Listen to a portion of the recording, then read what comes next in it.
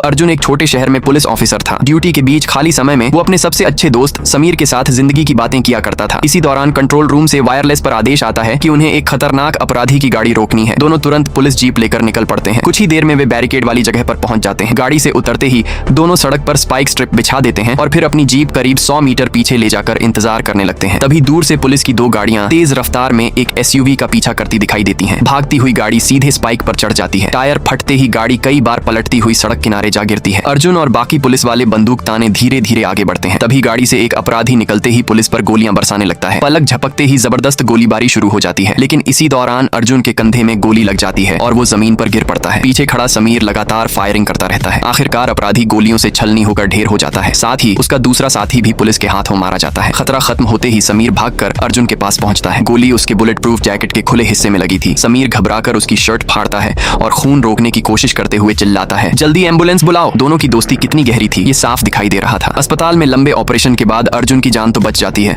लेकिन वो कोमा में चला जाता है। इन दिनों समीर रोज उसके लिए फूल लेकर अस्पताल आता रहता है। समय बीतता जाता है और आखिरकार एक दिन अर्जुन की आंख खुल जाती है। उसे ऐसा लगता है जैसे समीर अभी भी उसके पास बैठा हो, लेकिन जब वो आवाज लगाता है तो कोई जवाब नहीं मिलता। वो बगल में रखे फूलों की तरफ देखता है। फूल पूरी तरह सूख चुके थे। दीवार पर लगी घड़ी भी बंद पड़ी थी। ऐसा लग रहा था जैसे यहाँ बहुत समय से कोई आया ही न हो। सच्चाई जानने के लिए अर्जुन मुश्किल से बिस्तर से उठता है, लेकिन शरीर इतना कमजोर होता है कि वो जमीन पर गिर पड़ता है। वो नर्स को आवाज देता है, मगर पूरा अस्पताल खामोश था। प्यास से बेहाल अर्जुन बाथरूम में जाकर सीधे नल से पानी पीने लगता है। फिर धीरे धीरे कमरे से बाहर निकलता है। बाहर का नजारा देखकर उसके होश उड़ जाते हैं। पूरा अस्पताल बर्बाद पड़ा था। चारों तरफ गंदगी, टूटा सामान और डरावनी खामोशी। अर्जुन नंगे पांव गलियारे में चलता हुआ नर्स स्टेशन तक पहुंचता है ताकि पत्नी को फोन कर सके, लेकिन सारे फोन और मशीनें खराब पड़ी थी। फिर जैसे ही वो दूसरे कॉरिडोर में पहुंचता है, उसकी दुनिया ही बदल जाती है। गलियारे के बीचों बीच इंसानों की अधखाई लाशें पड़ी थी। डर के मारे अर्जुन तुरंत पीछे मुड़ता है, लेकिन दूसरी तरफ हालात और भी भयानक थे। दीवारों पर गोलियों के निशान और हर तरफ खून फैला था। जमीन पर विस्फोट के टुकड़े बिखरे पड़े थे और सामने एक बड़े दरवाजे पर खून से लिखा था, अंदर मत आना। दरवाजे के पीछे से डरावनी गुर्राने की आवाजें आ रही थी। कोई लगातार अंदर से दरवाजा पीट रहा था। दरवाजे की दरार से बाहर निकलती उंगलियों और लंबे नाखूनों को देखकर साफ था अंदर भूखे ज़ॉम्बी बंद थे। अर्जुन पूरी तरह टूट चुका था। उसे समझ ही नहीं आ रहा था